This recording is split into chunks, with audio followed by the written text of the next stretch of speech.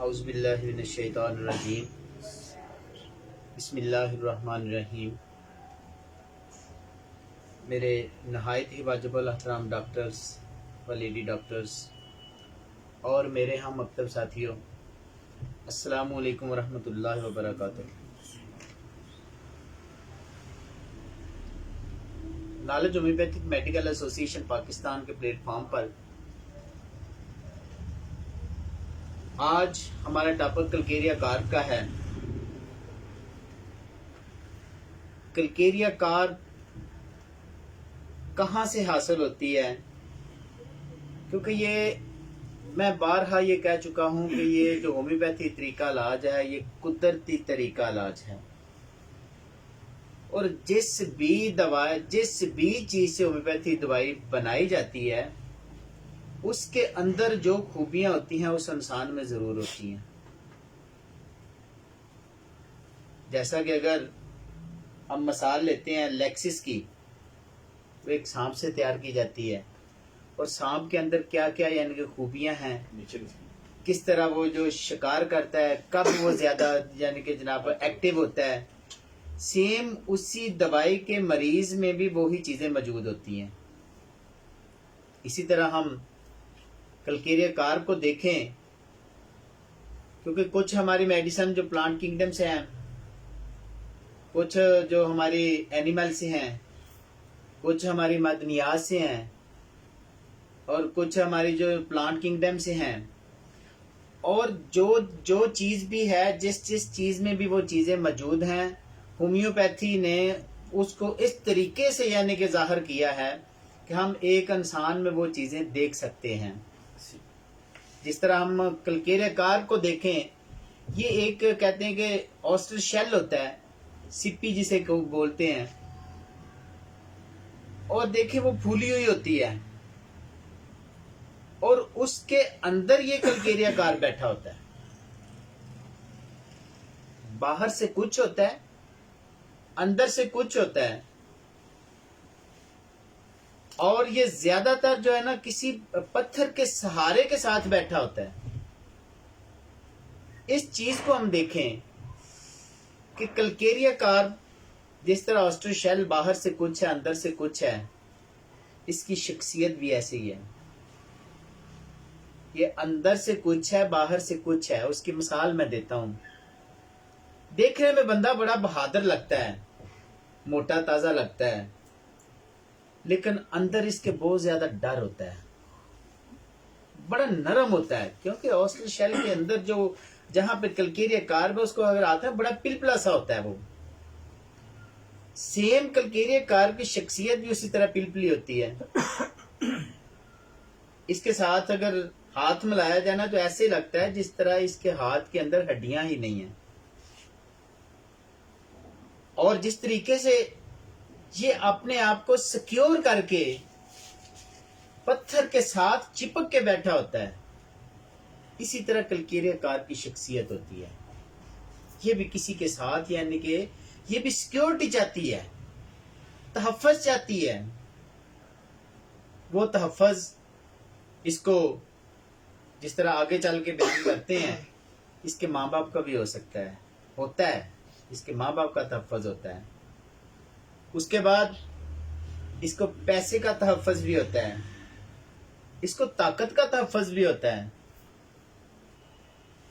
क्योंकि ये तहफ़्फ़ुज़ चाहती है। कलकेरिया कार्ब की शख्सियत भी ऐसे ही है। मैं इसके बारे में एक ना कहावत है, यानी कि पंजाबी में, वो पंजाबी या उर्दू में कहावत है जी, ऊंची दुकान फीका पकवान। ये कलकेरिया कार्ब के ऊपर बड़ी फिट आती है, क्योंकि जब बंदा इसको देखता है तो कहता है यार ये बंदा बड़ा बारोब है, बड़ा ताकतवर है, लेकिन जब उसके साथ मिलता है, उससे बात करता है, उसके साथ चलता है, तो उसके अंदर से कुछ भी नहीं निकलता। जो बंदे ने उसके सोचा होता है कि इसके साथ यानी कि तो बंदा बड़ा बहादुर है, इसकी एक्टिविटी बहुत ज्यादा है, तो ये बंदा यानी कि जनाब कुछ अगर इसको पैदल थोड़ा चलना पड़े तो ये तो मेरे से आगे चला जाएगा, लेकिन ऐसा होता नहीं है।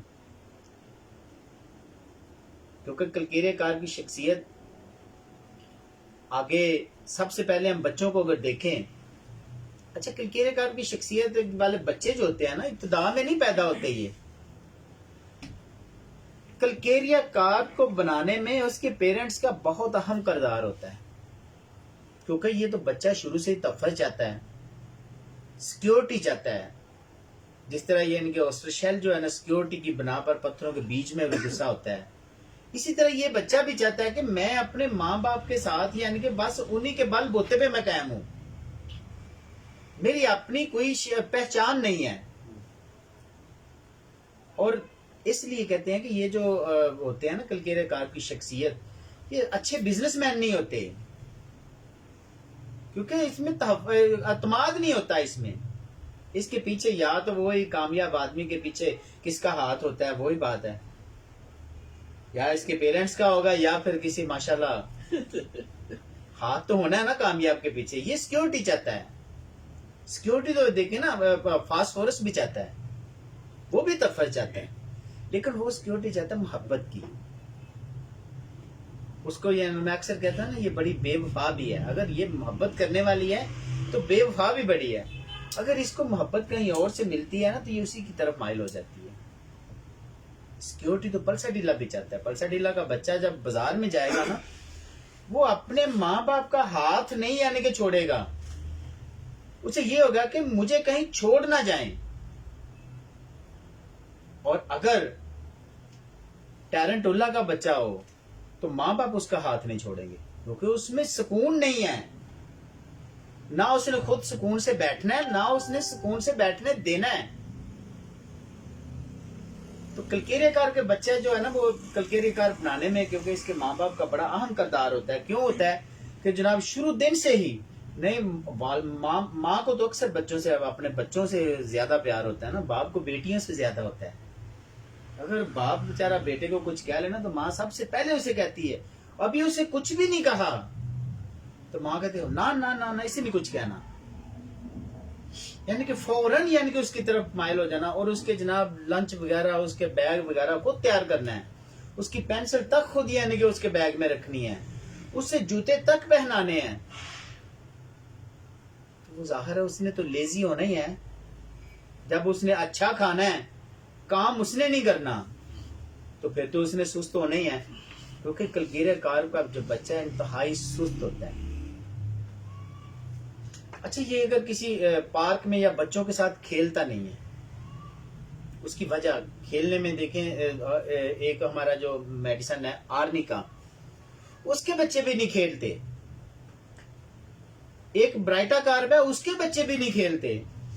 ब्राइटाकार तो जहां पे बैठा वहां पे मट्टी का मट्टी ढेर बना रहता है ना, क्योंकि उसमें जो है ना शर्मीलापन बहुत ज्यादा होता है। उस शर्मीलेपन की वजह से बच्चों के साथ नहीं खेलते। आर्नी का बच्चा यानी कि बच्चों के साथ क्यों नहीं खेलता? उसे चोट लगने का डर होता है। उस डर की वजह से वो बच्चों के साथ नहीं खेलता कि अगर मैं यानी कि मुझे चोट लग गई, मैं गिर गया तो मेरा क्या बनेगा। तो कलकीरेकार का बच्चा यानी कि बच्चों के साथ इसलिए नहीं खेलता क्योंकि ये इंतहाई सुस्त होता है। इससे होता है कि अगर मैंने जरा सी मशक्कत की तो मेरे लिए तकलीफ का बायस बन जाएगी। और ऐसा ही होता है, इसको चलने से, खासतौर पर सीढ़ियां चढ़ने से यानी कि इसका सांस फूल जाता है। इसका जो बच्चा होता है ना, ये कह लो कि हर वक्त इब्तिदा में ये ठीक होता है। कुछ ऐसे हमारे पास क्लिनिक में पेशेंट आते हैं जो कहते हैं डॉक्टर साहब ये बच्चा कुछ दिनों से यानी कि बहुत ज्यादा रोता है, बहुत ज्यादा सुस्त हो गया है, कोई काम नहीं करता, जरा सा चले तो इसका सांस फूल जाता है, जरा सा यानी कि चले तो इसके पसीने से शराबूर हो जाता है। जब पूछा जाता है कि इसको रीजन क्या है, वजह क्या है, क्योंकि जो होम्योपैथी है उसमें जो काजेशन जो है उसका बड़ा अहम किरदार है। इसलिए कहते हैं ना कि सबसे पहले हमें मर्ज का सबब भी मालूम होना चाहिए। अगर हमें कोई भी अलामत अच्छे तरीके से नहीं मिल रही, मरीज हमें कोई पैथोलॉजिकली भी सिम्टम अच्छे तरीके से नहीं दे रहा, मेंटली सिम्टम भी अच्छे से नहीं दे रहा, उसकी पर्सनैलिटी को भी जज नहीं कर रहे हम, फिर हम कह सकते हैं कि इसकी वजह क्या बनी है। उसकी जो कलकीरेकार के बच्चा होता है ना, उसके माँ बाप कहते हैं जी इसको हमने एक हिफाजती टीका लगवाया। हिफाजती टीका लगने के बाद ये बच्चा रोना शुरू हो गया, इसकी सुस्ती बढ़ गई है। तो इसका ये मतलब हुआ कि ये हिफाजती टीके के बाद असरात को भी ठीक करने वाली हमारी मेडिसिन है कलकेरिया कार्ब। इब्तदा में शुरू में इसका मजाज बड़ा खुश है, लेकिन जैसे ही टीका लगा इसका मजाज ही चेंज हो गया। हर वक्त इसकी जो है ना जिद्दें हैं, हर वक्त इसका जो है ना रोना है, हर वक्त इसकी सुस्ती है। और कलकेरिया के बच्चे की जो एक और बड़ी अहम पहचान है, इसके सर के ऊपर बहुत ज्यादा पसीना होता है, इसके हाथों पे पसीना होता है, इसके पांव पे पसीना होता है। और खास तौर पर जो पसीना होता है ना कलकेरिया के बच्चे का, उसके खास तौर पे ये ऑक्सीपिट रीजन और फ्रंट पे जो है ना, वो फ्रंटल रीजन पे, फॉरहेड पे, यहां पे ज्यादा आता है। और पसीना तो सलेशिया में भी आता है, लेकिन सलेशिया के मरीज बच्चे का जो पसीना होता है वो पूरे सर में आता है। उसका ये भी होता है, ये भी होता है, यानी कि गीला होता है। और उसमें इसमें फर्क क्या है, कलकेरिया के बच्चे का जो पसीना होता है उसमें से जो है ना वो खट्टी स्मेल होती है। इसके जितने भी डिस्चार्जेस हैं, कलकेरिया के जितने भी डिस्चार्जेस हैं, उनमें जो ना खट्टी स्मेल होती है। जबकि सलेशिया की जो स्मेल होती है ना, वो इंतहाई नागवार किस्म की होती है। वो सलेशिया के बारे में अक्सर मैं कहता हूं ना कि मिर्जा गालिब का एक शेर है कि किस बात से रूठा है पता हो तो मनाऊं गालिब, रूठ तो जाता है पर शिकायत नहीं करता। ये सलेशिया है। और मेरे जो सीनियर मेंबर अक्सर इसकी एक बड़ी पंजाबी में मिसाल देते हैं। लेडीज विंग की प्रेसिडेंट है, वो कहती है ये ऐसा जानवर है, इसको जितना आगे की तरफ खींचे ये पीछे को दौड़ता है। ये सलेशिया है और बताता भी नहीं है कि मैं नाराज किस वजह से हूं। लेकिन जो कलकेरिया का बच्चा अगर क्लिनिक पे आपके पास बैठ गया ना, सबसे पहले तो उसको वो देखते ही पता चल जाता है कि ये कलकेरिया का माशाल्लाह गोल मटोल सा, यानी कि पिलपला सा जिसम है उसका। अच्छा, वो आके बैठेगा तो जहां पे उसको बिठाया वहां पर ही बैठा रहेगा, किसी चीज को तंग नहीं करेगा। जिस तरह मैंने बताया ना कि टैरेंटोला के बच्चे के होते हुए आप ना मरीज को अच्छे तरीके से देख सकते हैं और ना यानी कि अपनी चीजों को तो आप यानी कि महफूज रख सकते हैं। कैमोमिला का बच्चा भी ऐसे ही है। वो जब जिद पे आता है ना तो वो माँ को डॉक्टर के पास बैठने नहीं देता। मरीज तंग होके कहते हैं कि डॉक्टर वो आप प्लीज ऐसा करें कि पहले इसको चेक करवा लें, क्योंकि उसका रोना बड़ा बेसुरा होता है, रोने का उसको चज नहीं होता। कैमोमिला के बच्चे को, जब कैमोमिला का बच्चा रोता है ना तो साथ हमसाये भी गुस्से से कहते हैं यार दिल करता है कि जागना सही कर दें, तबीयत ठीक कर दूं। पल्साडिला का बच्चा रोता हो तो उसके साथ खुद भी रोना आ जाता है। वो इतना यानी कि वो सुर के साथ जिसे कहते हैं रोना। तो पल्साडिला के ऊपर मुझे एक शेर याद आ गया कि पल्साडिला की शख्सियत कैसी होती है। क्योंकि जो हमारी होम्योपैथी है ना, ये बड़ी कमाल की चीज है। पर्सनैलिटी की वजह से देखती है कि जो इसकी आंखों के ऊपर हमारी 3 मेडिसिन है जो कि इंतहाई खूबसूरत है। बात कलकेरिया की हो रही है, लेकिन दरमियान में बात आ गई ना रोने पे, फिर पल्साडिला का बच्चा भी रोता है, कैमोमिला का बच्चा भी रोता है, और ये भी हर वक्त रोता है। तो जो पल्साडिला की जो शख्सियत है ना, उसके बारे में मैं शेर कहता हूं अक्सर कि उसकी आंखों के ऊपर शेर कि हंसी तेरी आंखें, हंसी तेरे आंसू, यहीं डूब जाने को दिल चाहता है। यानी कि इतना दुख होता है उसे देख के कि दिल चाहता है कि इसको न तसल्ली दी जाए। और पल्साडिला की शख्सियत तसल्ली मांगती भी है, वो सहारा मांगती है, कंधा मांगती है कि मैं इसके कंधे के ऊपर सर रख कर मैं अपना दुख बयान करूं। और जिस तरह यानी कि फास्फोरस के बारे में मेरे उस्ताद मोहतरम डॉक्टर बनारस खान वान साहब उनकी आंखों के ऊपर एक शेर लिखते हैं, मैंने एक पोस्ट भी लगाई थी कि इसकी आंखें बला की ताजर हैं, जिसे देखे खरीदे। ये फास्फोरस है। एक बार जिसको ये आंख भर के देख ले वो उसी का होकर रह जाता है।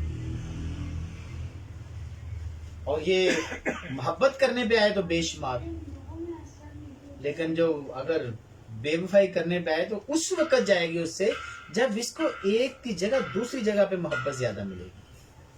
और ये मैं अक्सर कहता हूँ ना कि जो फास्फोरस की शख्सियत अगर आपके पास आती है, उसकी सबसे पहली पहचान ये है कि उसकी आंखों की जो पलकें होती है ना वो बड़ी बड़ी होती हैं, मुड़ी होती हैं, खूबसूरत होती हैं, क्योंकि फास्फोरस बड़ी खूबसूरत है। वो खुद बड़ी यानी कि पिंक कलर की होती है, फास्फोरस व्हाइट कलर की भी होती है, और ये अपने अंदर कुछ नहीं रखती, हर चीज खोल के बयान कर देती है। लेकिन जो कलकेरिया कार की शख्सियत है ये भी बहुत ज्यादा खुल के अपने आप को बयान करती है कि मुझे ये तकलीफ है, अपनी मर्ज के बारे में बहुत ज्यादा ये परेशान होती है। और इसे अगर कोई मर्ज लग जाता है ना तो आप यकीन करें, ये आप डॉक्टर के पास जब कलकेरिया कार की शख्सियत आती है ना तो आके अपनी बीमारी के बारे में जितनी भी जो इंफॉर्मेशन है वो नेट से सर्च करके किसी से हासिल करके वो डॉक्टर को इस तरीके से बयान करता है कि डॉक्टर खुद परेशान हो जाता है कि इतनी ज्यादा मालूमात इसके पास कैसी है। लेकिन वो मालूमात लेता है अपनी बीमारी के बारे में। पल्सेटिल वो फास्फोरस क्या है कि वो अपने अंदर कुछ नहीं रखती, वो अच्छी है बुरी कोई भी चीज उसके साथ, कहते हैं ना कि अक्सर राज की बात फास्फोरस से ना करें। लेकिन फास्फोरस अगर आपके क्लिनिक पे आ गई है ना तो उसकी केस पूरी तवज्जो से लें। यकीन करें अगर फास्फोरस का एक मरीज एक डॉक्टर से ठीक होता है तो वो पूरे इलाके में जनाब वो डॉक्टर का चर्चा करेगा, जो फलां डॉक्टर बहुत अच्छे हैं, तो यानी कि इतनी ज्यादा यानी कि वो एडवर्टाइज करने वाला होता है। तो इस तरह हम कलकेरिया कार की शख्सियत के बारे में बात हो रही है, इसके जो बच्चे हैं उनके बारे में बात हो रही है। इसके बच्चे जो है ना वो सुस्ती के साथ साथ बेचैन भी बहुत होते हैं। इनकी बेचैनी रात को ज्यादा हो जाती है, और रात को अक्सर हमने देखा है कि कुछ बच्चे ऐसे होते हैं जिसके ऊपर माँ बाप बिस्तर ही देते रहते हैं। उसकी वजह क्या होती है? क्योंकि इसके जो पाँव होते हैं ना वो ठंडे होते हैं, और जब माँ अपने बच्चे के पाँव को हाथ से लगाती है या पाँव बच्चे का माँ को लगता है तो माँ कहती है मेरे बच्चे को तो ठंड लग रही है। वो जैसे ही इसके ऊपर जो बिस्तर देती है तो ये जनाब टांगे मार के बिस्तर जो है ना उतार देता है, बेचैनी की वजह से, कलकेरिया कार। और उसी तरह ही इसका जो मैंने बताया ना कि मजा, इसका पिरपला सा जिस्म होता है। ये बच्चों की बात हो रही है, और बच्चों के बारे में एक इसकी अलामत ऐसी है जो शायद किसी और दवाई में ना हो, कि बच्चा को जब इब्तदा में बच्चा माशाल्लाह खूबसूरत है, और जैसे ही उसको खाने लग जाते हैं तो ये बच्चा कलकेरिया कार का जरूरी नहीं मोटापे की तरफ ही आपको मिले, ये कमजोर भी मिलेगा। और खास तौर पे जब इसको जान के डायरिया का मसला होता है, डायरिया के बाद इसका जिस्म वीक होना शुरू हो जाता है। और डायरिया में भी ऐसे ही होता है कि इसकी जो खाने से खट्टी स्मेल आती है, इसकी जो वॉमिटिंग, अगर बच्चा का दूध फेंकता है, लेकिन दूध फेंकने की बड़ी मेन दवाई है हमारी जो कलकेरिया कार है। और कलकेरिया कार का बच्चा जब एक बार दूध फेंक लेता है ना तो दोबारा फिर दूध नहीं पीता। लेकिन एक हमारी मेडिसिन है इथोजा, उसका बच्चा जैसे ही दूध फेंकता है वो दोबारा यानी कि दूध पिएगा और पेट भर के पिएगा। लेकिन इसकी जो डिस्चार्जेस है उसमें खट्टी स्मेल होगी, इथोजा में स्मेल नहीं होगी, और उसका बच्चा दूध पीने के बाद फौरन दूध मांगेगा। लेकिन कलकेरिया कार का बच्चा दूध नहीं मांगेगा। और जब इसको सहाल लगते हैं, अच्छा ये हशाशबाश हो जाता है। अक्सर होता है ना सहाल लगने के बाद, जिस तरह का हम देखते हैं पोर्टोफाइलम का जो बच्चा है उसको अगर डायरिया हो जाता है ना, तो डायरिया अगर उसको बहुत बड़े बड़े पखाने की शक्ल में होते हैं और उसमें बहुत गंदी स्मेल होती है, इतनी स्मेल होती है कि पूरे कमरे में फैल जाती है। और जैसे ही बच्चा पखाना करता है वो बिल्कुल इस तरह निढाल हो जाता है। लेकिन कलकेरिया कार का बच्चा जैसे ही पखाना करता है वो हशाश बाश हो जाता है, और इसको अगर कब्ज हो जाए तो ये परेशान हो जाता है। लेकिन ये अलामत जब बच्चा जवान होता है तो इसकी उल्ट हो जाती है। कब्ज की हालत में ये फ्रेश होता है और इसको साल लगे तो ये परेशान हो जाता है। ये कलकीरा कार की जो है ना, और जरा सी मुशक्कत करने से इसका सांस फूल जाता है। और ये बहुत ज्यादा जो कलकीरे कार की शख्सियत है ना, बहुत ज्यादा कंजूस होती है। कंजूसी इसकी इस कदर होती है, मैं वैसे अक्सर शॉपिंग के लिए जाऊं ना कहीं, मैं जब देखें होम्योपैथी क्या है कि हम हर जगह पे होम्योपैथी मेडिसिन हमें नजर आती हैं, लेकिन हमें जज करना पड़ेगा। एक मशवरा वैसे दूंगा मैं अपने तमाम दोस्तों को, अगर कलकीरेकार की शख्सियत के पास आप शॉपिंग के लिए गए हैं तो उसके ऊपर मत करें कि ये आपको साथ रायत करेगा, बिल्कुल नहीं करेगा, और ना आपको पानी तक नहीं पिलाएगा।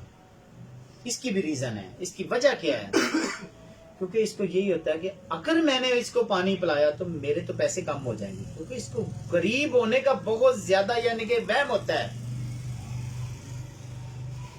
वहम तो ब्रायोनिया में भी होता है, वो भी इस तरह का सुस्त होता है, लेकिन ब्रायोनिया वहां पे पैसा खर्च करेगा जहां पे उसको लालच होगा। दूसरा बंदा जितना भी चाहे उसके साथ मुखलस हो, उसके साथ जितनी भी हमदर्दी कर ले, लेकिन वो उसके साथ मुखलस नहीं होगा। ब्रायोनिया वहां पे मुखलस होगा जहां पे उसको उसका फायदा नजर आता होगा। और इसी तरह जो सुराइनम के बारे में भी हमने पढ़ा था कि उसको भी गरीब होने का बहुत ज्यादा डर होता है। उसको भी ऐसे होता है कि अगर मेरे पास पैसे है ही नहीं, बल्कि उसके पास तो ये होता है ना कि मेरे पास कुछ भी नहीं है, सब कुछ होने के बावजूद, सब कुछ होने के बावजूद उसके पास पैसा भी है। और इसीलिए मैं कहता हूं ये बांझपन की बड़ी टॉप की हमारी मेडिसिन है जो सुराइनम है, क्योंकि वो उसके पास सब कुछ है लेकिन कहता है मेरे पास कुछ नहीं है, मैं कुछ नहीं कर सकूंगा। और पैसा उसके पास बहुत ज्यादा होता है, लेकिन इसे यही होता है कि मेरे पास कुछ नहीं है। सुराइनम की बात हो रही है। और कलकीरेकार की मैं बात कर रहा था कि अगर इसकी शख्सियत के पास हम शॉपिंग के लिए जाएं तो सबसे पहले हम इसकी पहचान कैसे करेंगे। आप देखेंगे माशाल्लाह मोटा ताजा बंदा बैठा हुआ है, और जहां पे उसने कुर्सी लगाई है उसने अपनी दुकान के सारे स्विच उस जगह पे लगाए हुए हैं। उसकी वजह कि मैं उठ के उस स्विच को ऑन ना मुझे करना पड़े। इतना ज्यादा लेजी होता है, क्योंकि इससे होता है कि मैं अगर चला तो मेरी तकलीफ बढ़ जाएगी, मैं कमजोर हो जाऊंगा, चला जाता नहीं है। तो ऐसे शख्स जो होते हैं ना, वो क्यों यानी कि वो ना तो वो करते हैं आपके साथ रहते और ना पानी पिलाते हैं, क्योंकि इसलिए ये होता है कि मैं गरीब हो जाऊंगा, मेरे पैसे कम हो जाएंगे, मैं रियायत क्यों करूं। अच्छा, दूसरे नंबर पे एक और चीज, अपने ऊपर बहुत ज्यादा खर्च करने वाला होता है, कंजूसी करता है, यानी कि दूसरों के ऊपर, अपने बच्चों के ऊपर बहुत ज्यादा कंजूसी करेगा, अपने घर वालों के ऊपर कंजूसी करेगा, लेकिन अपने ऊपर कंजूसी नहीं करेगा, अपने आप को बढ़ा चढ़ा कर दिखाने वाला होता है। अगर आपके पास कोई भी शख्सियत यकीन करें कलकीरेकार की आ जाए ना, तो आप सबसे पहले यही कहेंगे यार मुझे लगता है ये किसी शादी पे जा रहा है। लेकिन जब उसे कहेंगे जी हाँ जी आप कहीं शादी पे जा, नहीं नहीं डॉक्टर साहब मैं बस दवाई लेने आया हूं आपके पास, इतना वेल ड्रेस होके आएगा। और अगर कोई खातून है तो माशाल्लाह उसने इस तरीके से अपने आप को यानी कि मेकअप किया होता है कि उसने पूरी की पूरी, जिस तरह हमारी कार्सिनोसिन की शख्सियत है, लेकिन वो तो स्मार्ट है ना कार्सिनोसिन, ये मोटापे की तरफ माइल है, उसने पूरी की पूरी मैचिंग की होती है। वो इसलिए मैचिंग है। अच्छा, हमारा होम्योपैथी में तो मेकअप बेशुमार यानी कि मेडिसिन ऐसी हैं जिनको हम पहचान सकते हैं कि ये फलां शख्सियत है। फास्फोरस भी बहुत ज्यादा यानी कि मेकअप करती है, वो अपनी मोहब्बत को बढ़ाने के लिए, अट्रैक्शन हासिल करने के लिए। अगर हम प्लाटीना को देखें वो अपने तकब्बर और गरूर और दबदबे को बरकरार रखने के लिए मेकअप करती है कि मेरा रोब एक जगह पे बरकरार रहे। और अगर हम तुजा की शख्सियत को देखें, वो भी मेकअप करती है, लेकिन उसकी वजह क्या है? वो मेकअप इसलिए करती है कि वो अपने चेहरे की छाइयों को छुपाने के लिए मेकअप करती है। कलकीरेकार की शख्सियत मेकअप इसलिए करती है क्योंकि ये अपने आप को बढ़ा चढ़ाकर दिखाने के लिए करती है कि मेरे पास बहुत कुछ है, और ये कहेगी कि जो मेरे पास है किसी के पास नहीं है। जो कलकीरेकार की शख्सियत है। फास्फोरस की शख्सियत में भी ऐसी एक चीज पाई जाती है, वो मेहमान नवाज बड़ी होती है। ऐसे ऐसे खाने बनाएगी जो किसी ने नहीं बनाए। उसकी यही कोशिश होती है कि मेरे पास घर में जो मेहमान आया है, ये खाना उसने पहले कभी ना खाया हो। लेकिन ये इसलिए मेकअप कलकीरेकार की शख्सियत अपना बढ़ाओ चढ़ाओ बयान करती है कि वो दिखा सके कि जो मेरे पास है किसी के पास भी नहीं है। अच्छा, एक और चीज इन बच्चों में बड़ी अहम पाई जाती है। देखिए होम्योपैथी कहाँ कहाँ पे वर्क करती है। हम किसी शोबे को नहीं कहते कि वो गलत है। मुझे कल एक मेरे उस्ताद मोहतरम है, उनकी कॉल आई, कहने लगे यार उनका कुछ प्रॉब्लम थे, तो अल्लाह का शुक्र है, अल्लाह पाक ने शिफा दी और होम्योपैथी ने शिफा दी। हमारा तो काम है सिर्फ दुआ देना, शिफा देना नहीं। उन्होंने मुझे कॉल की कि बेटा मुझे एक बात बताएं, होम्योपैथी में स्टीरॉइड इस्तेमाल होते हैं? मैं कहा जी बिल्कुल होते हैं, क्योंकि बेशुमार ऐसी मेडिसिन है, मैं नाम तो नहीं लूंगा, लेकिन क्लासिकल और बिल मिसल दवाई में स्टीरॉइड नहीं है। और जब उस उस्ताद मोहतरम को जो मैंने मेडिसिन दी वो बिल मिसल है, मेरा रिकॉर्ड कोई भी बंदा देख सकता है आगे। 98 के जो मेरे पास रिकॉर्ड आज भी मौजूद हैं पेशेंट के, 98 से ये पीएससी तो अब हुई है ना, और वो मैंने सिंगल रेमेडी उनको इस्तेमाल कराई और उनकी अल्हम्दुलिल्लाह जो तकलीफें थी ठीक है। वो किसी लेडी डॉक्टर के पास चले गए, तो उसने, लेडी डॉक्टर कह रही है जी होम्योपैथी में स्टीरॉइड होते हैं, आप होम्योपैथी को क्यों इस्तेमाल कर रहे हैं? देखिए हम ये नहीं कहते कि वो पैथी गलत है, उसका अपना एक म्यार है। तो मैंने उस्ताद मोहतरम से कहा सर आप प्लीज मेरी बात करवा सकते हैं उस लेडी डॉक्टर साहब से? उन्होंने कहा बेटा मैं जाऊंगा, और मैं इंशाल्लाह देखिए ऑनलाइन में एक चीज का चैलेंज कर रहा हूँ कि एलोपैथी वाले कहते हैं होम्योपैथी स्टीरॉइड है। ऐसे केस जो उनसे यानी कि एक चीज कह लेंगे, वो कह लेंगे ऑपरेशन वाले केस हैं, तो ऐसा क्रिटिकल केस जो उनकी नजर में जो एक इसका हल ही नहीं है, किसी भी एक होम्योपैथी डॉक्टर को केस दे रहे हैं, सेम वही केस आप ले लें, देखते हैं कि होम्योपैथी पहले क्योर करती है कि एलोपैथी क्योर करती है। क्योंकि शफा देने वाली अल्लाह की जात है, लेकिन किसी के ऊपर इस तरह का यानी कि ब्लेम करना कि लो जी होम्योपैथी की सारी स्टीरॉइड है, ये गलत है। या तो होम्योपैथी को कुछ जानता हो ना तो फिर भी बात करे।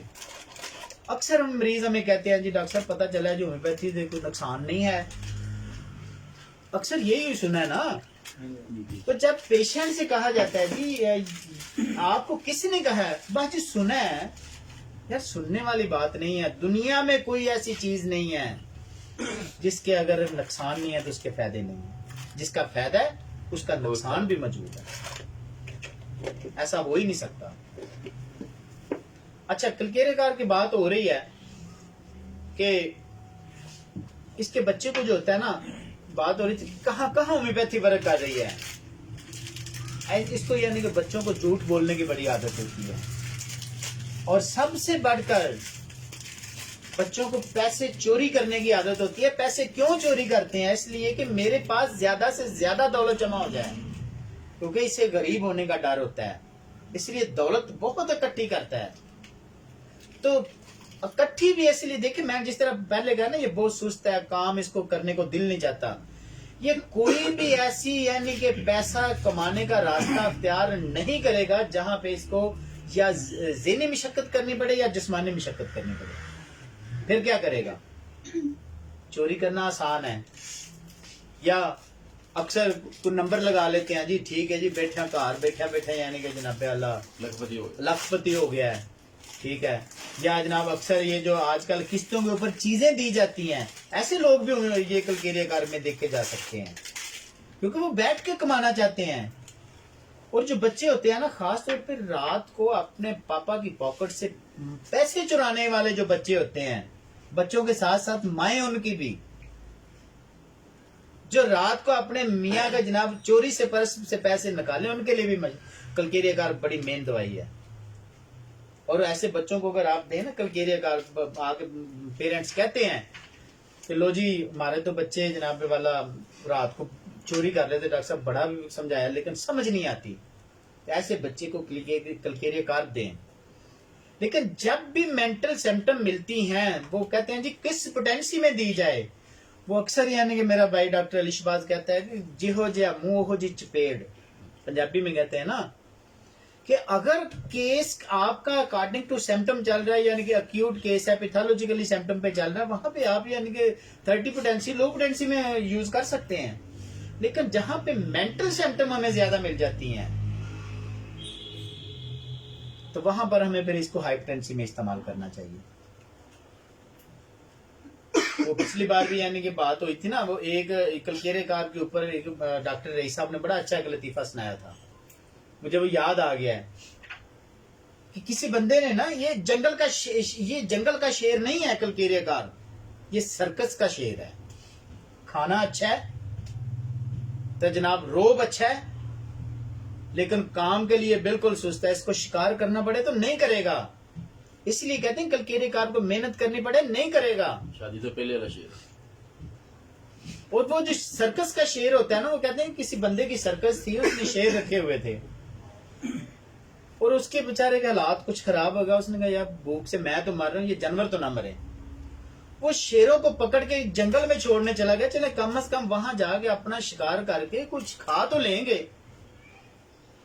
छोड़ के जब वापस आया तो कुछ दिनों के बाद उसने कहा मैं देखूं तो सही जाके कि मेरे शेर मुझे पहचानते भी हैं कि नहीं। कहते हैं अगर वो 5 शेर छोड़ के आया तो 3 शेरों को कुत्तों ने शिकार कर लिया था, बजाय उन्होंने शिकार करने के। ये कलकेरिया कार है, कुछ नहीं करेगा। अच्छा एक और इसकी जो है ना वो एक और बड़ी यानी कि अहम इसकी शख्सियत की जो बात बताने लगा हूं।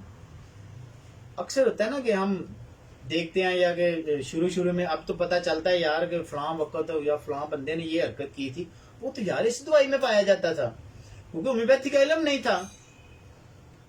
छोटे होते जब गांव में थे ना, तो अक्सर हम गांव में VCR वगैरह जो कभी कभी जाते थे,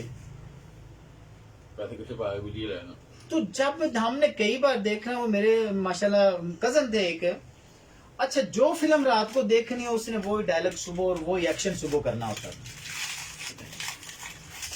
ये कलकेरिया कार नकल उतारने का बड़ा माहिर होता है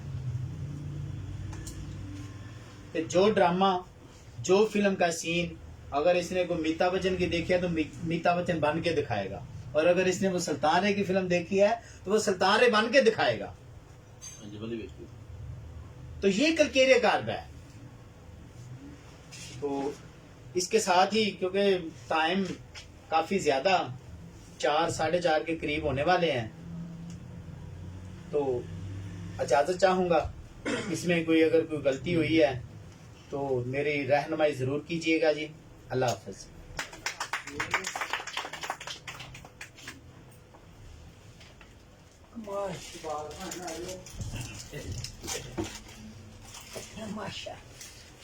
माशाल्लाह सर, बहुत काबिल तारीफ। यकीनन जितनी सर की तारीफ की जाए वो कम है। जिस तरह से एक आम फहम में और आम रूटीन में, आम हमारी ज़िंदगी में जिस तरह की चेहरे नज़र आते हैं, जिस तरह की हमें कुछ शक्लें नज़र आती हैं, और जिस तरह के हैप्चुअल लोग हमें नज़र आते हैं, तो उनमें से उन अद्वियात के लोगों को निकालना ये बड़ा ज़बरदस्त फ़न है। और यकीनन जब भी हम डॉक्टर मौलाना साहब के साथ सफ़र करते हैं तो उसमें सबसे मज़े की चीज़ यही होती है कि हम वहाँ पे लोगों की पर्सनैलिटी पे बात चल रही होती है, क्योंकि वो चाहे हमारा कोई प्रोग्राम हो, यहाँ पे हो या कहीं कोई पार्टी है, कोई दावत है, कहीं शादी पे गए हैं, कहीं भी गए हैं, तो बात वहां पे भी तकरीबन होम्योपैथी की चल रही होती है। तो ये सर का एक बड़ा कमाल का फन है। हर एक डॉक्टर जो हमारे होम्योपैथी के भी हैं, जैसे हम अक्सर बात करते हैं कि उसमें कुछ डॉक्टर्स हैं जो सिंगल रेमेडी को बहुत ज्यादा, मतलब उनकी प्रैक्टिस ही सिंगल रेमेडी पे होती है। कुछ डॉक्टर्स जो हैं हमारे, वो यकीनन मल्टीपल मेडिसिन, और इस तरह के भी होम्योपैथिक डॉक्टर देखे हैं जो एक टाइम में 6 मेडिसिन भी चल रही होती हैं, 1 भी चल रही होती है, 200 भी और 30 भी और मदर टेंचर भी और साथ बायोकेमिक भी। तो ये एक पूरा ग्रुप ऑफ मेडिसिन जो है ना, वो फिर उन्होंने पूरा बनाया होता है। बात वही है कि चलें तरीकाकार कोई भी इख्तियार कर ले, लेकिन मेडिसिन की सिलेक्शन जहाँ पे ठीक होगी ना, तो वहां पे वो यकीनन अपने कमालात जरूर दिखाएगी। तो यकीनन जो है ऐसी चीजें सारी, ये सारा असल चीज यही है कि हर एक डॉक्टर के एक अपने प्रैक्टिस का तरीकाकार है, लेकिन हमारा यहीं पे यही मकसद है कि अल्लाह पाक उसमें सबको कामयाबियां नसीब करता है। यकीनन जो है अभी डॉक्टर साहब शेर वाली बात कर रहे थे, तो वो इसके साथ साथ मुझे सर शेर वाला एक और भी लतीफा याद आ गया, कहें तो वो भी सुना दे सर, है टाइम सर कोई बात। वो कहते हैं कि एक शेर की शादी थी ना, तो वहां पे एक चूहा नाच रहा था बड़ा आगे होके, बड़ी जश्न मना रहा था, बड़ी खुशियां मना रहा था कि शेर की शादी है।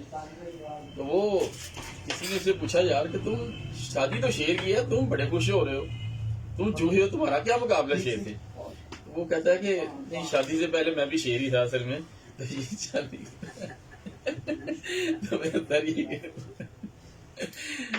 तो ऐसा भी हमारी सोसाइटी में कुछ किरदार जो है वो यकीनन नजर आते हैं कि इसके बाद भी बड़ी चीजें आ जाती हैं। तो बहरहाल ये था थोड़ा सा माहौल को थोड़ा खुशगवार करने के लिए। असल ये क्राइटेरिया कार्ब जो है वो यकीनन बहुत बड़ी रेमेडी है, बहुत बड़ी मेडिसिन है, और बहुत सारी बड़ी बड़ी इलामतों को अंदर इसने समेटा हुआ है। तो यकीनन इसके बाद बिला ताखीर मैं दावत दूंगा जनाब डॉक्टर अली शहबाज साहब को सारा पाएँ और क्राइटेरिया कार्ब के हवाले से, और यकीनन रेपर्टरी के अगेंस्ट जिस तरह के रूब्रिक्स इसमें आते हैं, और उसके अलावा यकीनन जो है डॉक्टर अली शहबाज साहब उसकी पूरी ड्रग पिक्चर जिस तरह से बेखसूस अंदाज में पेश करते हैं, वो भी एक बड़ा जबरदस्त थीम होता है। और जैसे कि हम हमेशा कहते हैं कि हर मेडिसिन का एक थीम होता है, और आप इतनी सारी इलामतों को याद करने से बेहतर है कि आप एक चंद उसके जो है ना वो चीजें उनको पकड़ लें। अभी आप यकीनन अगर आप अटैच हो तो मैं बड़ा ज्यादा यहाँ पे अप्रिशिएट करूंगा यकीनन डॉक्टर वकार भुट्टा साहब को, तो वो मतलब किसी एक मेडिसिन को पकड़ के बड़ी उसकी क्या होता है, उस मेडिसिन का एक्चुअल थीम होता है, उसके ऊपर जाके वो ऐसी जगह पे जाके वो पिल लगाते हैं ना, फिर वो बड़ी कमाल की लगती है वाकई। तो वो जो है एक ही इलामत पे या एक ही चीज के ऊपर जाके वो जब उस थीम के अगेंस्ट उसको यूज करते हैं मेडिसिन को, तो वो यकीनन बहुत अच्छी उनके टिप्स होते हैं, और यकीनन हम बहुत ज्यादा मशहूर हैं उनके ऐसे सारे डॉक्टर्स के जो होम्योपैथी की तरक्की और तरवीज के लिए यकीनन जो है यही चीजें हैं कि जो हमें मिली हैं, और उनसे अहस करके एक नए अंदाज में उनको पेश करना जिससे आसानियां पैदा हों। तो ये हमारे लिए बहुत ज्यादा खुशी और काबिल तारीफ उनके लिए बात है कि यकीनन उनमें बड़ा एक फन है, बड़ा कमाल है उनका, कि वो यकीनन उस मेडिसिन के थीम के ऊपर बड़ी खूबसूरती के साथ उस मेडिसिन को पेश करते हैं। तो मैं दावत दूंगा जनाब डॉक्टर अली शहबाज साहब को, सर आप आएँ और यकीनन तलकीर कार्ब के हवाले से हमारे इल्म में इजाफा फरमाएं। मेरा काम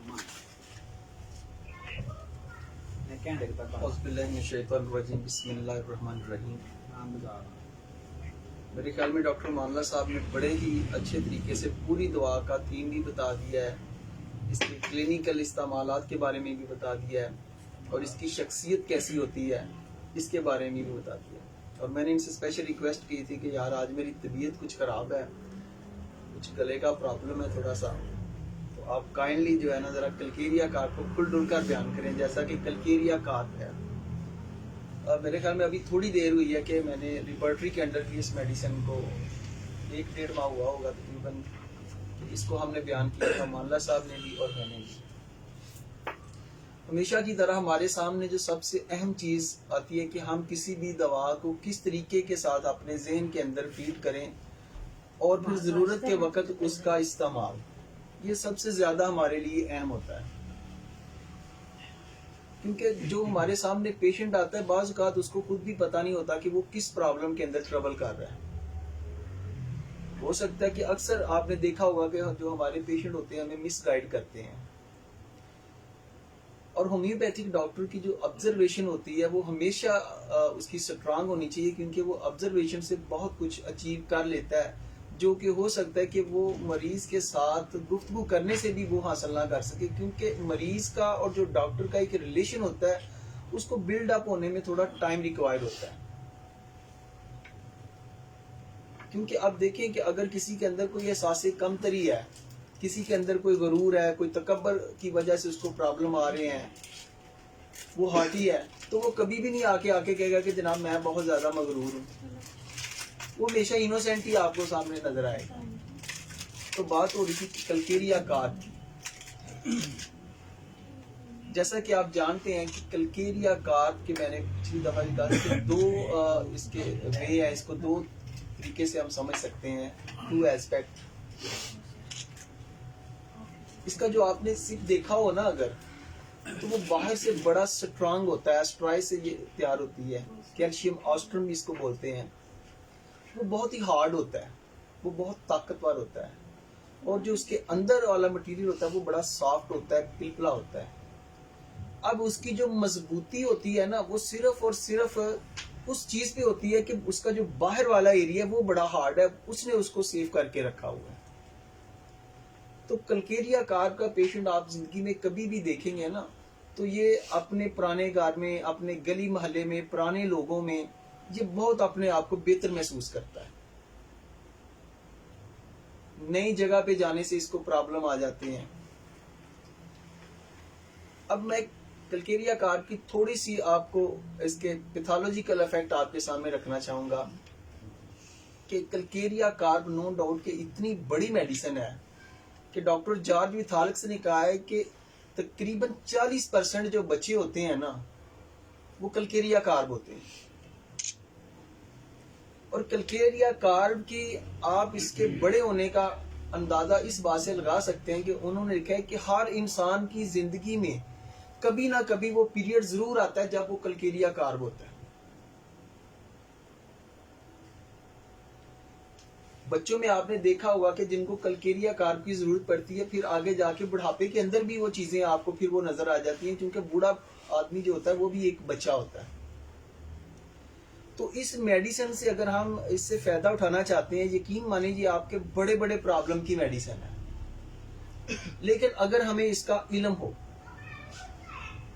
सबसे पहले तो हमें देखना पड़ेगा कि यार कैल्शियम का रोल क्या है हमारी लाइफ के अंदर। अगर आप इस बात को समझ जाएंगे तो फिर आप इस दवा का इस्तेमाल भी समझ जाएंगे।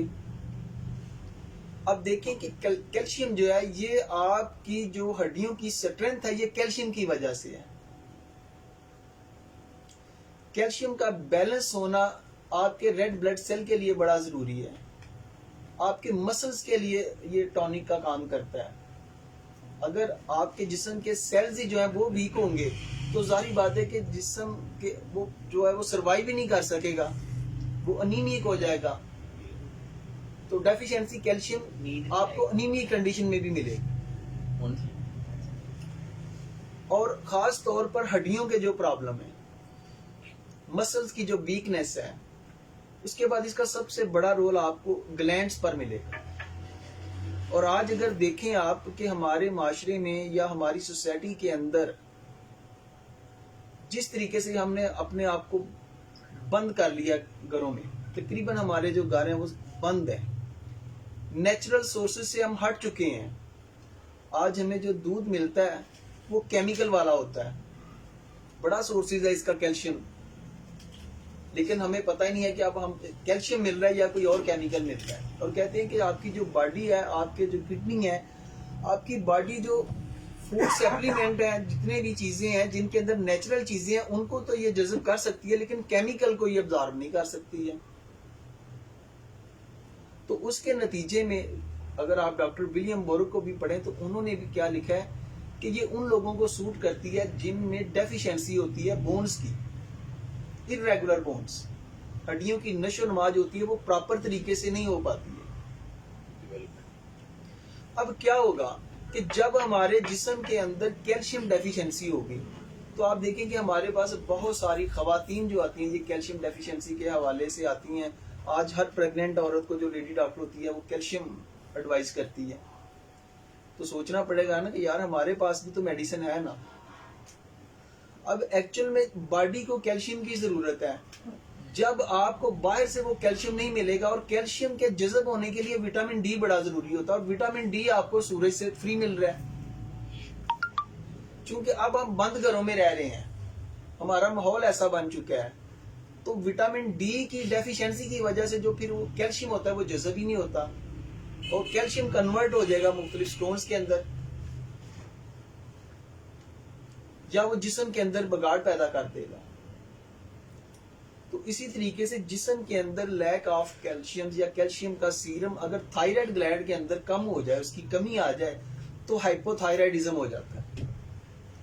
अब ये देखें हाइपोथायराइडिज्म ये एक इतनी बड़ी टर्म है कि स्टार्ट के अंदर ना तो पेशेंट को पता होता है और ना उसके डॉक्टर को पता होता है। पेशेंट ने आके वो ही कहना है डॉक्टर साहब मेरे जिस्म में बहुत दर्द रहता है, डॉक्टर साहब मेरा जिस्म जो है ना ये मोटापे की तरफ माइल है, डॉक्टर साहब मुझे सांस फूल रहा है, डॉक्टर साहब अब मेरे पीरियड जो है उनके अंदर खराबी आ गई है, डॉक्टर साहब मेरे जिस्म के अंदर मेरे जोड़ों के अंदर दर्द हो रहा है, डॉक्टर साहब मैं जरा भी काम नहीं कर सकता, मुझे पसीने बहुत ज्यादा आते हैं। इतनी आपको सिम्टम्स मिलेंगी हाइपोथायराइडिज्म के अंदर। और याद रखें कि कैलकेरिया कार्ब हाइपोथायराइडिज्म की सबसे बड़ी मेडिसिन है। सबसे ज्यादा कंडीशंस जो होती हैं हाइपोथायराइडिज्म की इस दवा में आपको मिलेंगी। क्योंकि इसलिए इसको याद करने के अंदर जो हमने चीजें याद रखी ना, इसका पेशेंट बड़ा फैटी होता है, चर्बी वाला होता है, फ्लैबी होता है, पिलपला होता है, फेयर होता है, खूबसूरत होता है, फेंटिंग इजीली और लॉट ऑफ फियर्स। अब जब एक बंदा, अब फियर कब आता है, या तो सडन आता है या जब कोई चीज ठीक ही नहीं होती, फिर वो पेशेंट जो होता है ना वो उस तरफ सोचना शुरू कर देता है यार अब तो मैं ठीक ही नहीं हो रहा। तो कैलकेरिया कार्ब हमारे पास दो रूप के अंदर आती है। एक आता है डेल्यूजन वेल्थ ऑफ, जब ये अपने आप को बड़ा हार्ड समझ रहा होता है। डेल्यूजन वेल्थ ऑफ का मतलब होता है कि बहुत ज्यादा मरीज समझता है कि मेरे पास दौलत है, ताकत है। क्योंकि कैलकेरिया कार्ब आपको जो होता है क्वांटिटी के अंदर तो इसमें जो है वो ज्यादती होती है, लेकिन इसकी जो क्वालिटी होती है वो नहीं होती है। इसलिए ये बंदा किसी भी ऐसी कोई स्ट्रगल जहां पर दौड़ धूप करनी पड़े, जहां पर ओवर एक्सर्शन करना पड़े, किसी के साथ फाइट वाला मामला आ जाए तो ये बंदा पीछे रह जाता है। दिमाग इसका चलता है ब्रेटा कार्ब की तरह, टिम्प भी है, शाई भी है, लेकिन ब्रेटा कार्ब के अंदर जो होता है वो वीकनेस का लेवल और होता है। इसके अंदर ये बैठकर अच्छा गेमर भी होता है, अच्छा बिजनेसमैन भी होता है। तो एक तो आपको पता चल गया कि ये हाइपोथायराइडिज्म की बहुत बड़ी मेडिसिन है। दूसरा, ये बोन्स जहां पर वीक हो जाती हैं आपके दांतों के हवाले से, दांतों की कैरीज के हवाले से, हड्डियों की जहां पर खराबियां शुरू हो जाती हैं वहां पर, और बहुत सारे प्रॉब्लम्स पर। और इसकी एक कंडीशन रिकेट्स भी होती है, जो बच्चों के अंदर जो उनका जो होता है सर बड़ा हो जाता है और जो स्पाइन होती है वो टेढ़ी हो जाती है, कुब सा निकल आता है जिसे पंजाबी में कहते हैं, उसकी भी बहुत बड़ी मेडिसिन है। और इसी तरीके से जब हड्डियों के अंदर ओल्ड एज में जब जाते हैं, क्योंकि कैल्शियम का लेवल एक उस वक्त प्रोड्यूस हो रहा है या तो बचपन में है जब, और दूसरा रुक जाता है जनाब जब इसके अंदर प्रॉब्लम आ जाता है, डिसफंक्शन हो जाता है, जब ये दरमियानी उम्र से आगे बढ़ता है, यानी कि 35-40 साल से ऊपर जब जाता है ना। तो इसीलिए हम भाई जुबैदा इस बात को अच्छे तरीके से समझ रहे होंगे कि औरत को कहते हैं कि अगर पहले 40 साल से पहले 1 ग्राम कैल्शियम की जरूरत होती है, बाद में उसके 2 ग्राम कैल्शियम की जरूरत होती है। तो क्या होता है कि बुजुर्गों के अंदर फिर डेफिशिएंसी की वजह से जो उनकी हड्डियां होती हैं वो सख्त हो जाती हैं, ऑस्टियोपोरोसिस का आपने वर्ड सुना होगा, ये बहुत डेंजरस बीमारी है। इनके अंदर, हड्डियों के अंदर क्या होता है, वो फ्लेक्सिबिलिटी नहीं रहती, वो लचक नहीं रहती है। जब लचक नहीं रहेगी तो टूटने के चांसेस ज्यादा होंगे। इसी तरीके से जहां पर ऑस्टियोमलेसिस वाली कंडीशन हो जाती है, जहां पर हड्डियां नरम पड़ जाती हैं, वहां पर भी ये बड़ा जबरदस्त काम करती है।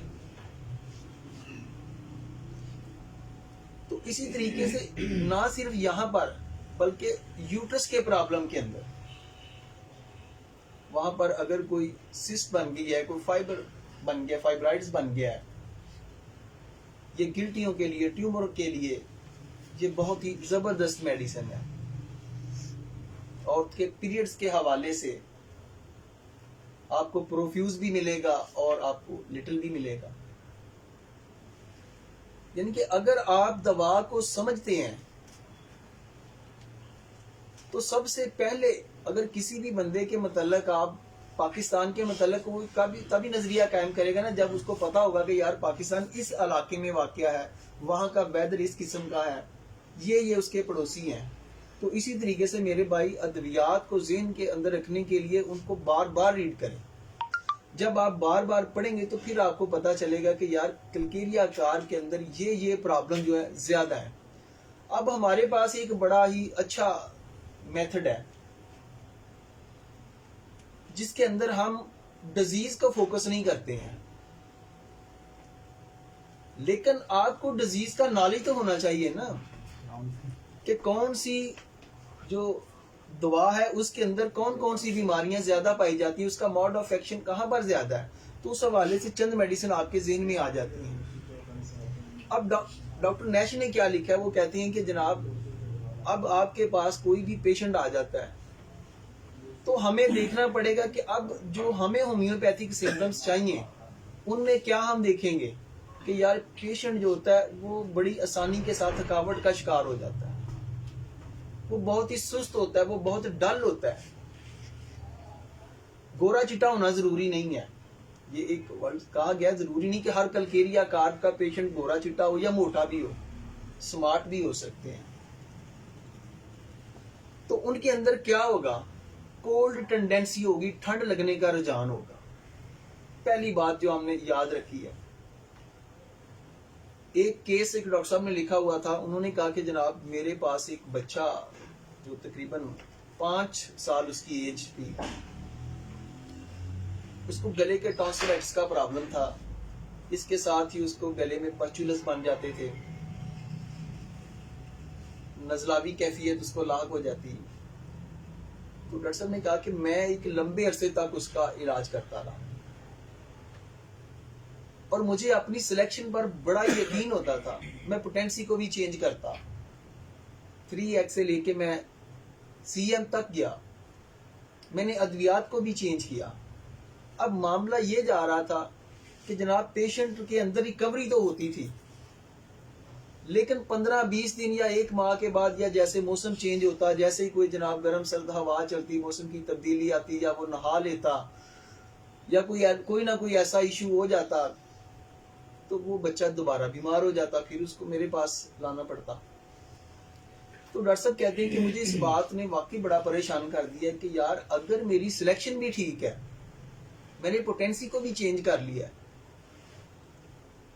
बड़ी ये सबक अमोज ये उसने केस दिया और उसने ओपन इस बात को एक्सेप्ट किया।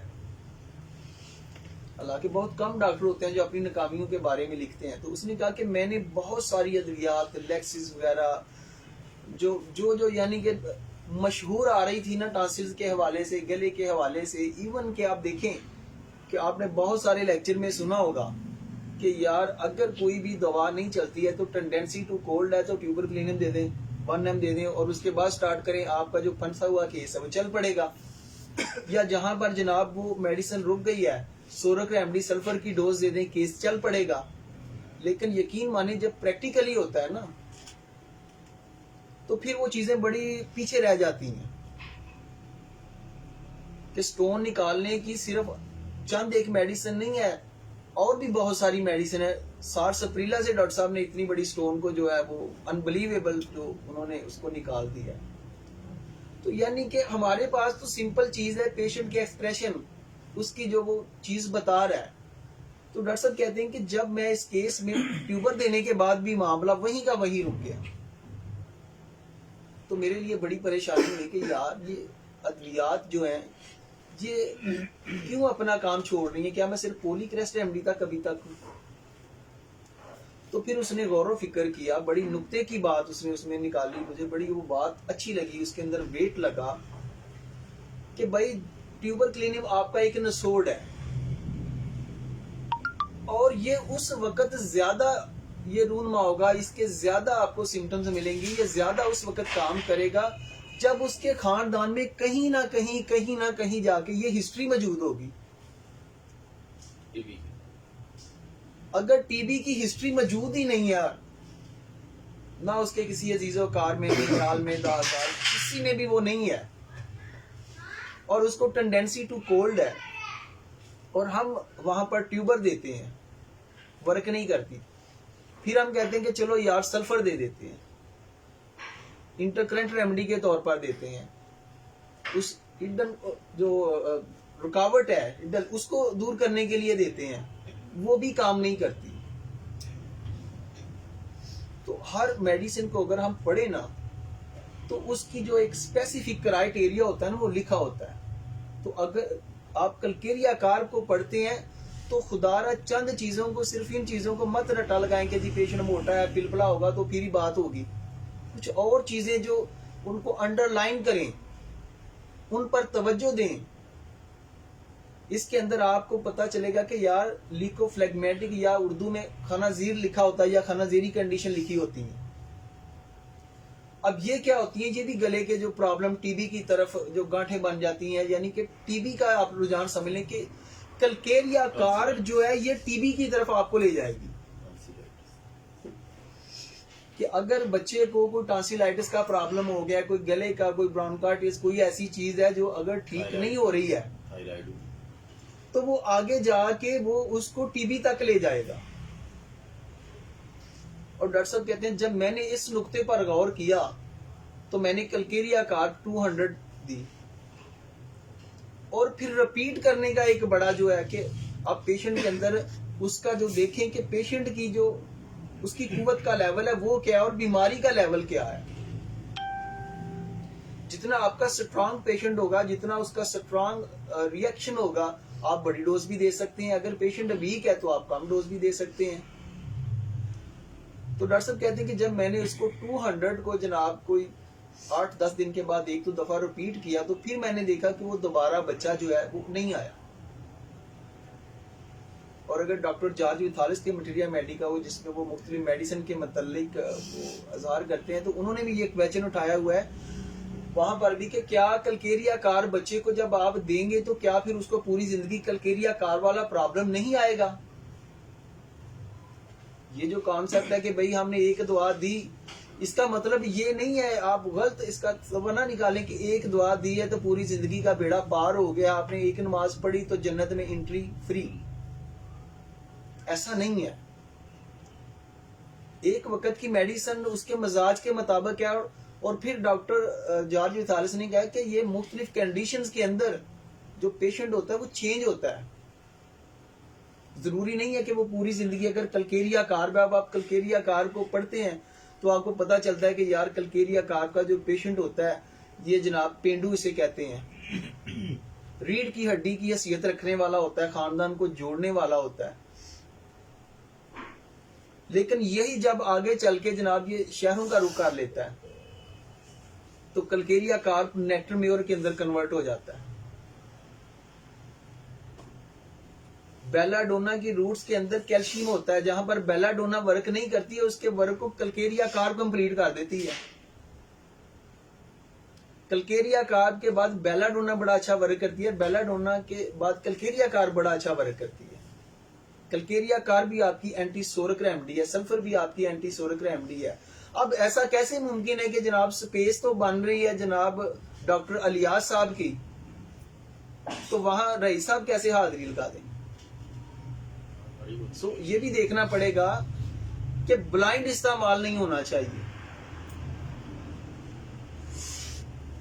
तो कलकेरिया कार्ब अपने क्राइटेरिया के अंदर देखें कि ये आपको टीबी की तरफ ले जाती है, और जहां पर फिर हिस्ट्री होगी फिर वहां पर अगर आप ट्यूबर का इस्तेमाल करते हैं तो बहुत ही वो जबरदस्त होगा।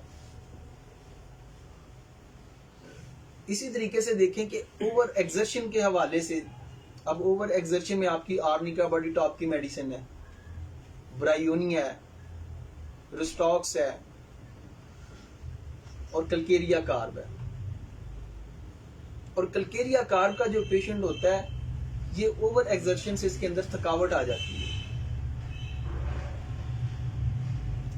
अब आप देखते हैं कि अगर एक बंदे को चोट लगती है तो आप उसके चोट के सदमे को दूर करने के लिए आर्निका का इंतखाब करते हैं। पहली दवा हमारी आर्निका है। अब आर्निका जहां पर एक वर्क करती है ना, उसके बाद रुस्टॉक्स की जरूरत पड़ जाती है। स्टिफनेस जो होता है ये इसका मेन थीम है, की पॉइंट है रुस्टॉक्स का, स्टिफनेस होना। और स्टिफनेस होने से डिसलोकेशन जॉइंट की अक्सर होती है, और जब ये स्टिफनेस को खत्म करती है ना तो वो कहते हैं कि वो जॉइंट अपनी जगह पे चला जाता है।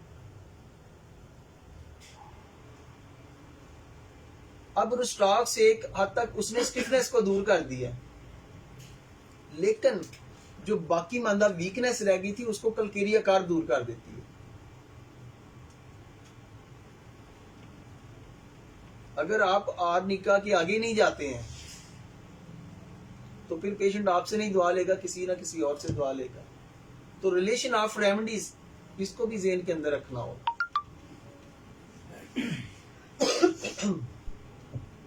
डॉक्टर हानीमन का मटीरियल मेडी का बदकिस्मती से कोई स्टडी नहीं करता, इधर उधर के स्टडी करते हैं, वो स्टडी नहीं करता जिसके अंदर आपको हाइपोथेसिस नहीं मिलेगा, कहानियां नहीं मिलेंगी, किससे नहीं मिलेंगे, टू दी पॉइंट चीजें मिलेंगी कि इस मेडिसिन को आपने इस्तेमाल करवाया और प्रूविंग के दौरान ये सिम्टम्स जो हमारे सामने आई। डॉक्टर केंट की रिपोर्टरी को क्यों लोग ज्यादा पसंद करते हैं कि उसके अंदर लिखा हुआ है ना कि अगर मरीज खांसी के दौरान होल्ड हिज चेस्ट या होल्ड हिज हेड, तो ये उतनी ही यकीन करें कि वजनी अलामत उस वक्त ही उतनी ही वजनी अलामत ये आज भी है। उनकी नजर खत्म हो गई थी। क्या हम उनको जनाब उसके पैसे भेजते हैं? डॉक्टर फ्रिंकटन अर्ली एज के अंदर, मेरे में 35-36 साल में, वो एक बड़ा जबरदस्त काम कर गए। उनका क्लिनिकल मटेरियल मेडिका देखें, वो आपको रिलेशन ऑफ रेमेडीज उसके अंदर आपको मिलेंगी, किस दवा का किस दवा के साथ तल्लक है, किस दवा से पेशेंट किस तरफ उसके बाद वो कन्वर्ट होगा। ये भी चीजें याद रखने की हैं, पढ़ना पड़ेगा कि यार ये दवा हमने यहां पर इस्तेमाल की है तो ये इस दवा का जो है ये इसकी रेड लाइन है। अब रेड लाइन के आगे मामला चला गया है तो जहां तक उस दवा ने सपोर्ट करना था उसने सपोर्ट कर दिया। और यही बात है जब हम मैलिग्नेंसी वाले केस या कैंसर वाले केस जहां पर मल्टीपल कंडीशंस आ जाती हैं तो फिर हमारा जो वे होता है वो डिफरेंट हो जाता है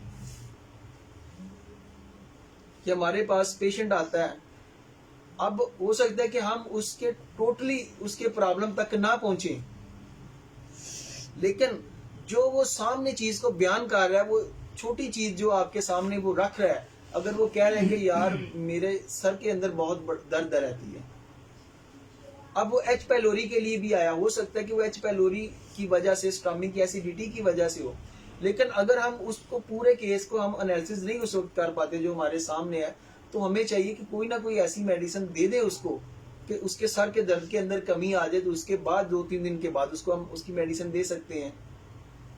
तो बजाय इसके कि वो कहते हैं कि पेशेंट कहते हैं कि ये डॉक्टर, अब क्या होता है ना, नेक्ड होता है कि हम मरीज को पूरा खोल देते हैं कि यार आपके हस्बैंड के साथ रिलेशन कैसे हैं, आपके फलां के साथ रिलेशन कैसे हैं, फलां के साथ रिलेशन कैसे हैं। वो कहते हैं जी 1 घंटा मेरा 2 घंटा डॉक्टर साहब ने मुझ पर लगाया, इतना मुझसे सवालात किए हैं, नतीजा मेरी सरदर्द भी ठीक नहीं हुई है, वो डिसहार्ट हो जाता है।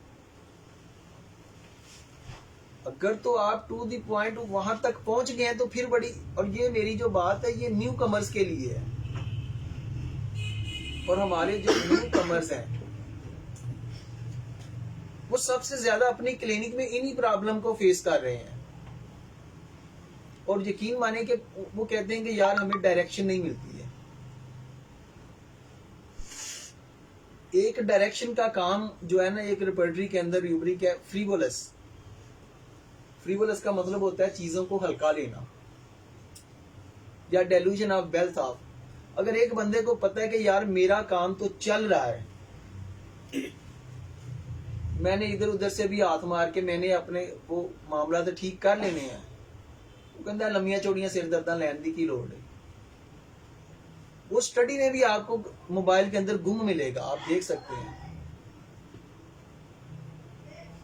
उसको कोई पता नहीं है कि जनाब इधर क्या हो रहा है क्या नहीं हो रहा।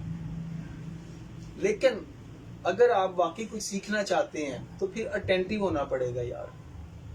अब देखेंगे डॉक्टर अमानुल्लाह साहब ने, अब जो डॉक्टर अमानुल्लाह साहब नॉलेज शेयरिंग करते हैं ना, यकीन माने ये बड़े हाई लेवल का होता है। अगर आप इसको डाइजेस्ट कर लें तो आप देखेंगे कि फिर आप ये जो चीजें हैं कि पैथोलॉजी वाली व दूसरी, इनसे आप आजाद हो जाएंगे। लेकिन एक आम बंदा कहता है कि यार मेरे लिए इसको डाइजेस्ट करना बड़ा मुश्किल है, क्योंकि मैं पढ़ता नहीं। तो डॉक्टर साहब भी कहते हैं कि आप पढ़ें। तो कहने का मकसद ये है कि कम से कम जब आप स्टडी सर्कल पे आते हैं तो उस दवा को एक बार जरूर रीड किया करें। प्रैक्टिस आपने करनी है, बेनिफिशियरी आपने होना है। लेकिन कम से कम ये होता है कि यार हम स्टडी सर्कल पर गए हैं। अब देखें, डॉक्टर साहब ने कलकेरिया कार पिछली दफा भी बयान की थी, और यकीन माने कि मैं साथ चाय बना रहा था, साथ इनकी बात भी सुन रहा था कि उसमें और इसमें जमीन आसमान का फर्क था। उन्होंने वो नहीं है रटी रटाई, मैंने भी लेक्चर दिया, आप खुद देख लें कि वो जो चीजें थी वो और थी। इस दफा जो चीजें हैं कलकेरिया कार भी, यानी कि इसको बार बार रीड करना पड़ता है। तो अब कलकेरिया कार की जो क्लिनिकली जो डॉक्टर साहब ने एक दिखाया, आपको पिक्चर आपके सामने रखी है कि इसका पेशेंट जो होते हैं ये फ्लैबी होते हैं, फेर होते हैं, फैटी होते हैं, इनको पसीना बहुत ज्यादा आता है, सोते में इनको जनाब इनके सर पर पसीना बहुत ज्यादा आता है, खट्टा पसीना आता है। बच्चों के डेंटेशन पीरियड की बहुत बड़ी दुआ है। डेंटेशन पीरियड अगर डिले हो जाए, बच्चे चलना देर से शुरू करें, उनके लिए बहुत बड़ी मेडिसिन है। तो माइंड मेथड के हवाले से, रिपर्टरी के हवाले से सिर्फ दो चीजें आपके सामने रखूंगा कि कलकेरिया कार के अंदर एक तो आपको फियर्स बहुत मिलेंगे, और जब फियर्स बढ़ जाता है तो मैनी कंडीशन शुरू हो जाती है, पागलपन की हदों को वो छूना शुरू कर देता है।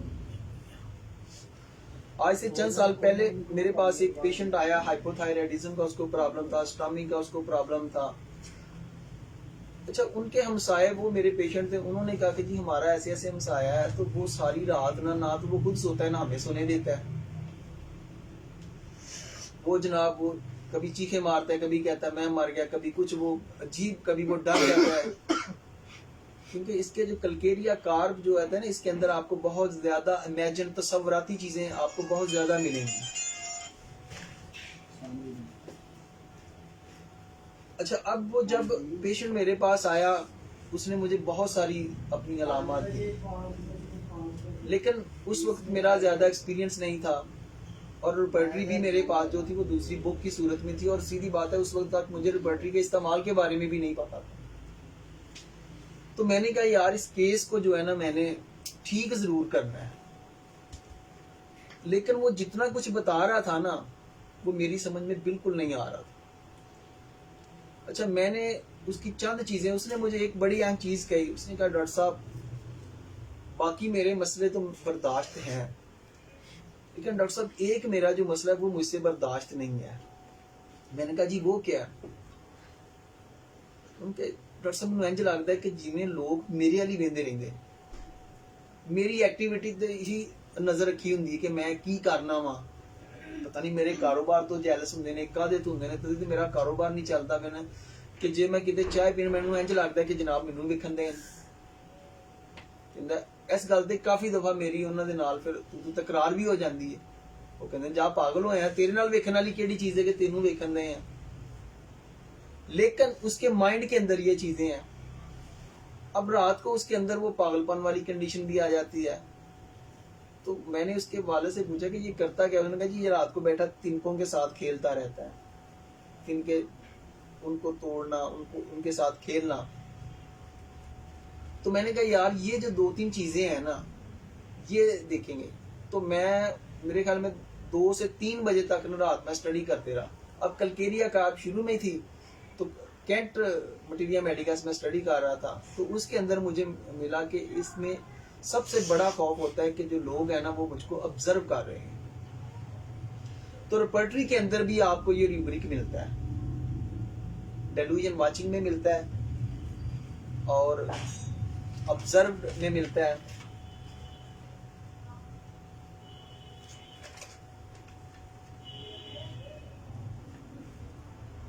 और इसके अंदर डेलूजन सिक बीइंग, तो मरीज समझता है कि जनाब वो अब बहुत कोई सीवियर किस्म का बीमार है। और डेलूजन कंफ्यूजन अदर विल ऑब्जर्व हर। अब हर का लफ्ज है, हर आपको पता है कि फीमेल के लिए होता है कमजोर पॉइंट। इसको हमेशा ये कंफ्यूजन रहती है कि जनाब लोग जो है ना मेरी तरफ ही देख रहे हैं, मेरा ही मुशाहदा कर रहे हैं। और हाइपोकांड्रियासिस इसको सेहत के मतलब मराक हो जाता है। इसके अंदर लॉट ऑफ फियर्स होते हैं, यानी कि ये आपके पास आने के बाद कहेगा डॉक्टर साहब कितने कैंसर तो नहीं हो जाएगा, डॉक्टर साहब इस बीमारी से ये तो नहीं हो जाएगा, इससे ये तो नहीं हो जाएगा। इस किस्म के इस दुआ के अंदर आपको फियर मिलते हैं। एक जगह पे आपको डेलूजन वेल्थ मिला है कि वो वक्त था जब मरीज समझता था कि मेरे पास बहुत दौलत है, वो ताकतवर था। एक वक्त है वो समझता है कि स्पाइन